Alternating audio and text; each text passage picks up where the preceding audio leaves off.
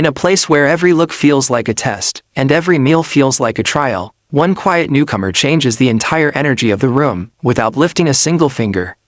Keep watching to discover how calm confidence can reshape a whole world from the inside out. And before we begin, make sure to subscribe to Black Inside 2.0 for more powerful emotional stories. The cafeteria echoed with the usual morning hum, metal trays sliding, low conversations, footsteps shuffling across the polished floor. It was a rhythm everyone had adjusted to, a rhythm that rarely changed. But today, something felt different. Not louder, not quieter, just different, almost as if the air was carrying a new frequency. At one of the silver tables sat a newcomer. His name, written neatly on his uniform, was Landon.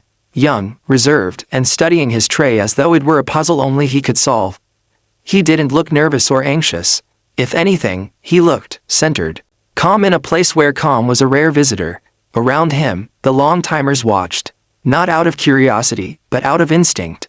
New faces always attracted attention, sometimes welcomed attention, sometimes unwanted, but Landon didn't meet any eyes, didn't send any signals, didn't carry himself like someone trying to make an impression.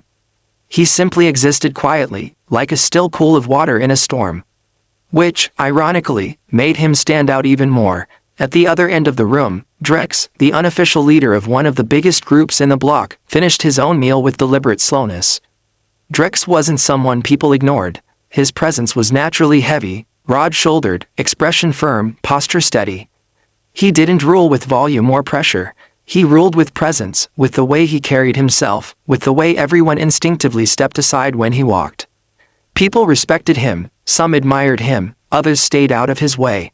Today, Drex's attention shifted, not toward trouble, not toward anyone challenging him, but toward the quiet newcomer calmly eating his breakfast alone. Several of Drex's crew noticed his gaze. "New guy," one whispered. "Seems kinda quiet," another added. Drex didn't respond, but the slight narrowing of his eyes showed a spark of curiosity. For many, walking up to a new face was a way of checking the waters, seeing if this new piece of the environment fit the natural order or whether it would shake things up. Drex didn't approach people out of pride, he approached because he felt a responsibility to understand what energy was entering their shared world. And Landon's energy felt unusual. Drex stood and walked toward the table where the newcomer sat. His footsteps were steady, unmistakable. One by one, conversations lowered, trays paused mid-air, heads turned. Landon didn't flinch, didn't look up, didn't even slow the rhythm of his eating. He simply continued, fully present in the simple act of enjoying his meal. Drex stopped behind him, and for a moment, silence swept over the cafeteria. Not discomfort, anticipation. Even Landon, without lifting his head, could feel the subtle shift in the room. The way the air thickened, the way the natural sounds flattened, like the world was holding its breath. With gentle intention, Drex tapped the corner of Landon's tray, not with force, not with threat, but simply to make his presence known. Landon finally lifted his gaze. His eyes were calm, not defiant, not intimidated, just peaceful. Drex studied him carefully. "You're new here," he said, not as a question but as an observation. Landon nodded once. Yes. Silence settled again. Most newcomers in this situation tended to talk too much, too little, or with nervous energy. But Landon wasn't any of those. His presence carried a quiet confidence that felt unfamiliar to the room. "What's your name?" Drex asked. "Landon." Another pause. Drex tilted his head slightly, analyzing, measuring, sensing. "You seem pretty calm for your first week." Landon offered a small, genuine smile. "Calm is something I practice." Drex wasn't expecting that answer. His eyebrow lifted slightly, but not in frustration, more in interest. Around them, the other men exchanged glances. They had seen conversations like this begin in a dozen different ways, but never with this tone. "What do you practice?" Drex asked, his curiosity now visible. Landon lowered his spoon gently and interlocked his fingers on the table, posture aligned, shoulders relaxed. "Breathing," he replied. "Balance, awareness, the ability to stay centered no matter where I am." The words were simple, but they struck something in Drex, something he didn't openly discuss. Something he kept buried behind the layers of responsibility and reputation. "You meditate or something?" Drex asked, not mocking, genuinely asking. Landon nodded. For many years, Drex leaned back slightly, crossing his arms as though evaluating this quiet rhythm the newcomer carried. The room remained tense, not because of danger, but because something deeply unexpected was taking place. How old were you when you learned that? Drex asked. 10, Landon answered softly. I had a mentor who taught me that the world isn't something you fight with your hands. It's something you understand with your mind. Some of Drex's crew exchanged looks, not scoffing but listening. Landon continued, his voice steady. He taught me how important it is to respond, not react. To stand firm without needing to push back. To find clarity when everyone else is lost in the noise.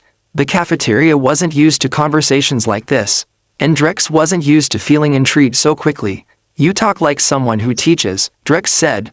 Landon nodded slightly. I used to. Before being here, I was a kung fu instructor. A ripple of surprise moved through the room. Not fear, not awe, just quiet recognition that this soft-spoken newcomer had lived a very different life before stepping into their world. Drex leaned in a little. What brings someone like you in here?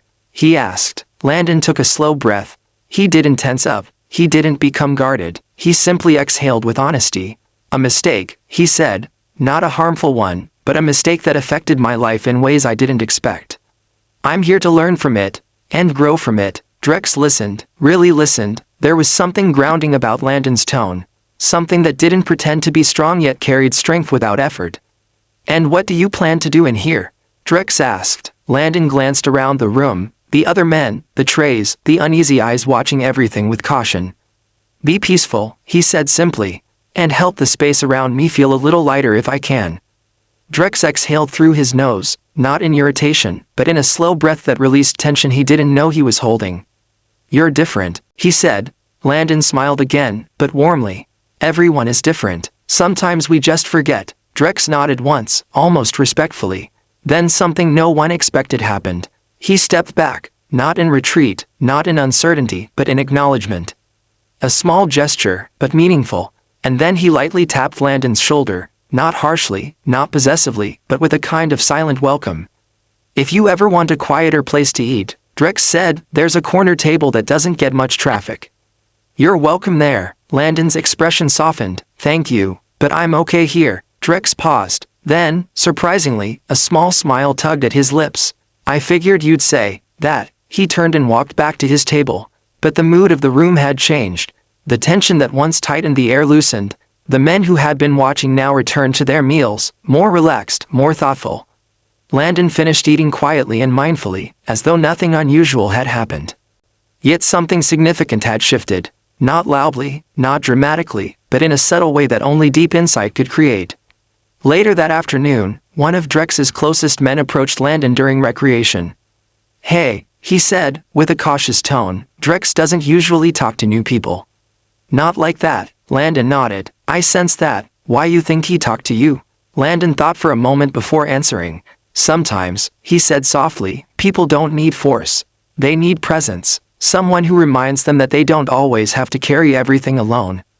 The man blinked, surprised by the depth of the answer.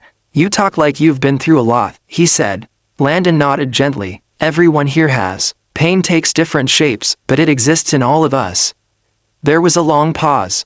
The man exhaled. You know, you might actually fit in here, he said carefully. Landon smiled. I'm not here to fit in. I'm here to grow, and maybe help others grow if they're open to it. That sentence stayed with the man long after he walked away. Landon's quiet presence started to affect the atmosphere around him. Not by force, not by authority, simply through gentleness. Some men approached him with questions about breathing techniques. Some asked how he stayed so steady during stressful days. Some just sat near him because the silence he created felt peaceful instead of heavy. Even Drex watched from a distance now and then, his expression unreadable.